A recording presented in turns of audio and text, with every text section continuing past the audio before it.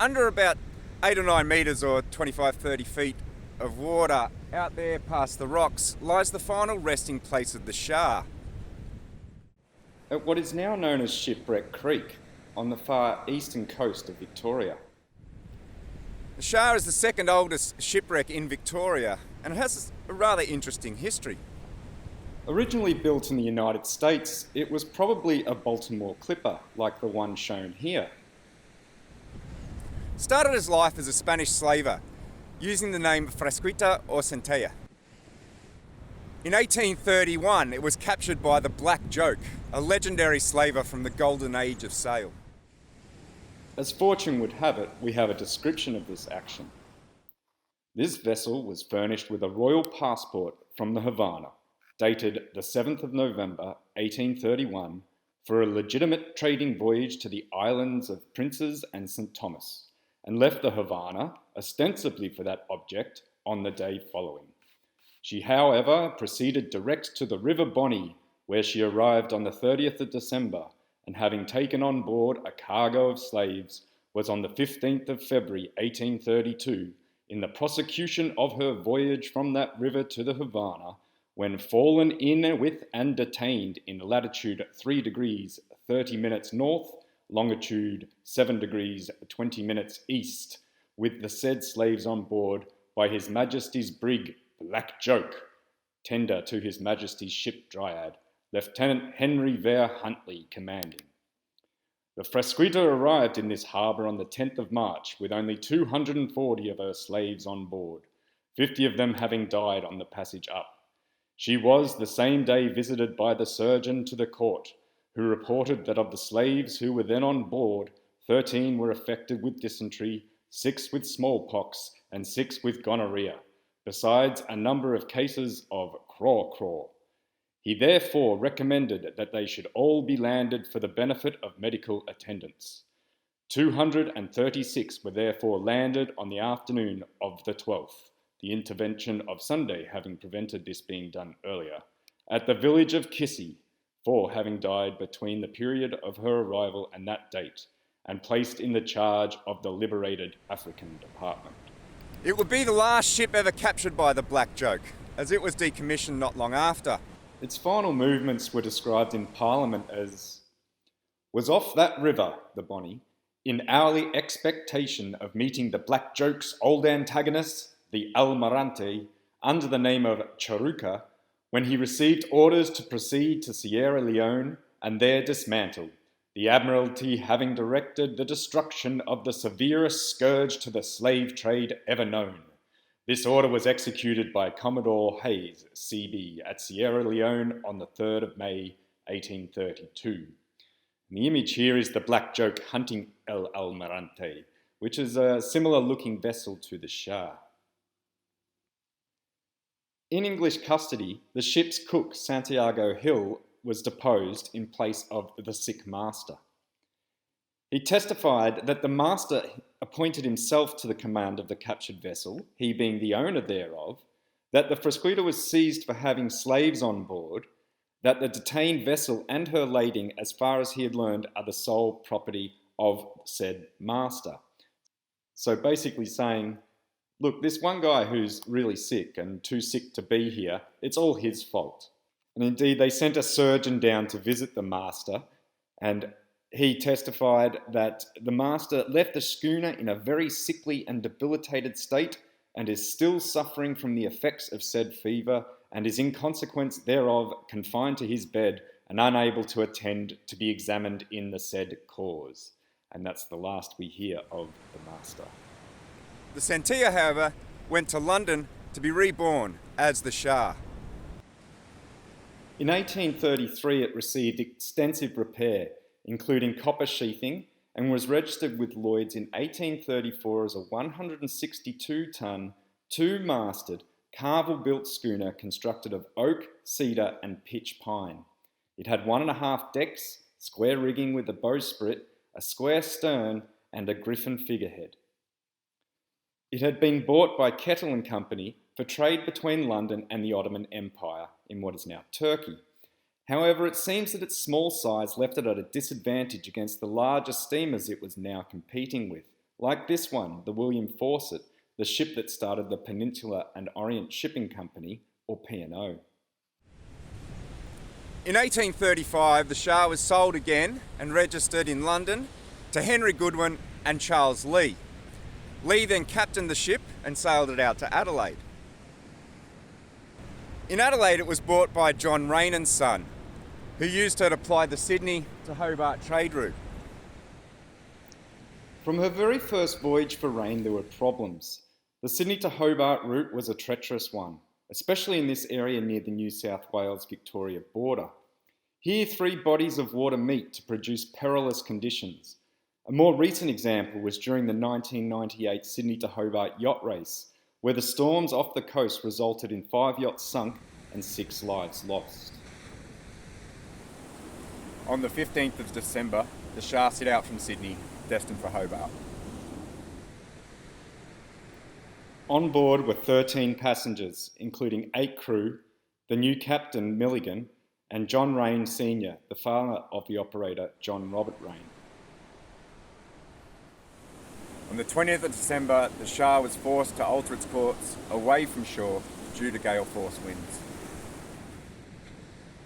When the wind calmed down, they started drifting towards the land, now invisible in the storm. Anchors were dropped, but one broke and dragged. The Shah struck the seabed violently a number of times. The door to John Rain's cabin could not be opened, and the ship was abandoned without him. The 13 survivors clung to the main beam and made their way for a safe place amongst the rocks. The survivors then made a 5-day journey to Twofold Bay. One of the survivors was the captain, William Milligan, who had to explain to his bosses not only the loss of the Shah, but of John Rain himself.